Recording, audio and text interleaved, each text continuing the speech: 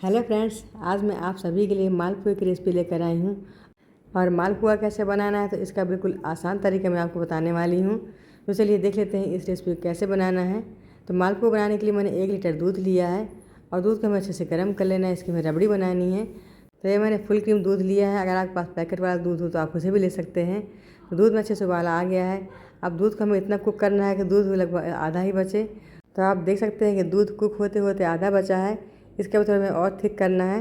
तो रबड़ी बन के तैयार हो चुकी है। गैस का फ्लेम मैंने ऑफ कर दिया है। अब जब रबड़ी ठंडी हो जाएगी तो उसके बाद थोड़ा सी और गाढ़ी हो जाएगी। तो रबड़ी को रूम टेम्परेचर में ठंडा होने के लिए छोड़ देंगे। और रबड़ी हमारी काफ़ी अच्छी ठंडी हो चुकी है। तो आधी रबड़ी मैं एक कटोरी में ट्रांसफ़र कर लूँगी और आधी रबड़ी से हम मालपुआ बनाएंगे। तो आधी का रबड़ी मैंने डाल दी है और जो बची हुई रबड़ी है उसे हम मिक्सी वाले जार में डालेंगे। तो मैंने जो चटनी वाला मिक्सी का जार होता है तो उसी को लिया है। उसी जार में इस रबड़ी को फिल कर देना है। तो बची हुई आधी रबड़ी डाल दी है। अब मालपुए बनाने के लिए हमें या तो गेहूँ के आटे की ज़रूरत पड़ती है या फिर मैदा की ज़रूरत पड़ती है।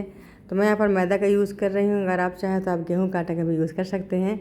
तो रबड़ी वाले जार में 1 कप मैंने मैदा डाल दिया है और हमें थोड़ा सा इसमें दूध डालना है। दूध डालने के बाद अच्छे से ग्राइंड कर लेंगे। तो रबड़ी को मैंने एक बार ग्राइंड किया है तो अच्छे से ग्राइंड नहीं हो पाई है। दोबारा से मैंने इसमें आधा कप दूध डाला है। थोड़ा सा दूध भी और डालेंगे और दूध डालने के बाद इसे दोबारा से ग्राइंड करेंगे। तो मैं यहाँ पर दूध का इस्तेमाल कर रही हूँ। आप पानी का भी इस्तेमाल कर सकते हैं। बट मैंने रबड़ी डाली तो इसलिए दूध इसमें ज़्यादा अच्छा लगता है, इसलिए मैंने दूध डाल के इसे दोबारा से ग्राइंड कर लिया है। तो मालपुआ बनाने के लिए बढ़िया सा बैटर बन के तैयार हो गया है और ये बैटर बिल्कुल परफेक्ट बना है। तो पुआ बनाने के लिए बैटर बिल्कुल ऐसा ही होना चाहिए, ना इसे गाढ़ा ना इसे पतला। अगर गाढ़ा होगा तो पुआ अच्छे नहीं बनेंगे, पतला होगा तब भी पुआ अच्छे नहीं बनेंगे।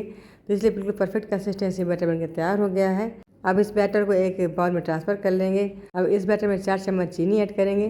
तो आप चीनी की जगह मिश्री का भी यूज़ कर सकते हैं। तो चीनी मैंने डाल दी, इसी अच्छे से मिक्स कर लेना है। तो चीनी को मैंने बैटर साथ अच्छे से मिक्स कर लिया है। आप मिक्सी के जार में डालकर भी इसे अच्छे से ग्राइंड कर सकते हैं। इससे चीनी बढ़िया से पिस जाती है। अब मालपुआ के बैटर को हम साइड में रखेंगे और पुआ को डिप करने के लिए चाशनी बना लेते हैं। तो मैंने एक कढ़ाई ली है और कढ़ाई में आधा कप चीनी डालेंगे और आधा कप पानी डालेंगे, या फिर यूँ समझ लीजिए कि जितना हमें चीनी डालना है उतना ही पानी डालना है। रेशियो अगर परफेक्ट होगा तो चाशनी भी इधर उधर नहीं होगी, जैसा आप चाहते हैं वैसे ही चाशनी बनेगी। तो चीनी भी अच्छे से मेल्ट हो चुकी है और चाशनी बन के तैयार हो गई है। तो आप देख सकते हैं कि चाशनी मैंने ना ही 1 तार की बनाई ना ही 2 तार की बनाई है, 1 तार से कुछ कम ही बनाई है।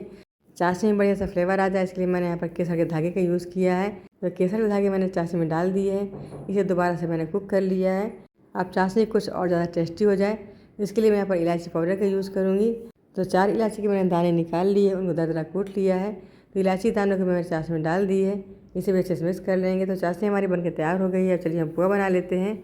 इसके लिए मैंने पैन में ऑयल गर्म कर लिया है और मैं यहाँ पर रिफाइंड ऑयल का यूज़ कर रही हूँ। आप देसी घी का भी यूज़ कर सकते हैं। बड़े चमचे में मैंने बैटर को फिल कर लिया था और चमचे से मैंने एक ही जगह पर बैटर को डाला है, जिससे बैटर फैल कर गोल हो गया है।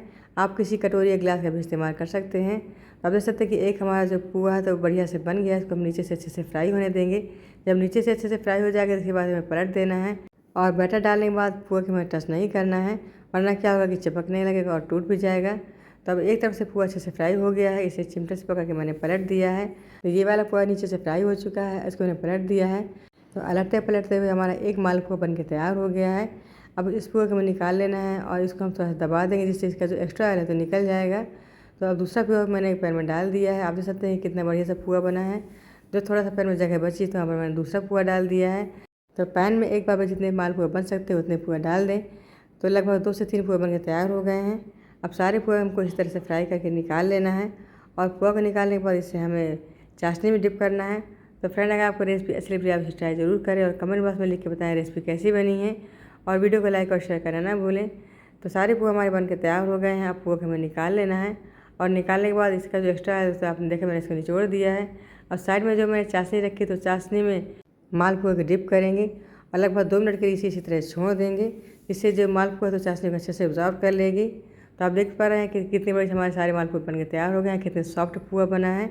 अब पुआ को हमें सर्व करना है। तो मैंने एक प्लेट में सारे पुआ को लगा दिया है और इसके ऊपर से रबड़ी स्प्रेड करेंगे। तो फ्रेंड, आप लोग इस तरीके से मालपुआ बना के घर में यूज़ करते हैं तो इसके सामने सारी मिठाइयाँ फिर जाती हैं और बहुत ज़्यादा टेस्टी पुआ बन के तैयार हो जाता है। और अगर पुआ आप लोग देसी घी में बनाते हैं तो पुआ और ज़्यादा टेस्टी और हेल्दी हो जाता है। जो मैंने कटोरी में रबड़ी को निकाल के रखा था तो वही रबड़ी मैंने सभी पुआ में स्प्रेड कर दी है। तो रबड़ी कुछ गाढ़ी हो गई रखने के बाद। इसे अगर आप चाहे थोड़ा पतला भी कर सकते हैं। तो फ्रेंड्स, मालपुआ की रेसिपी अगर आपको अच्छी लगती है आप चैनल सब्सक्राइब करें। और मालपुआ के ऊपर से कुछ ड्राई फ्रूट्स स्प्रेड करेंगे। तो मालपुआ खाने के लिए रेडी हो चुका है। तो इस तरह के नए वीडियो में नई रेसिपी के साथ में, तब तक नमस्कार, थैंक्स फॉर वॉचिंग।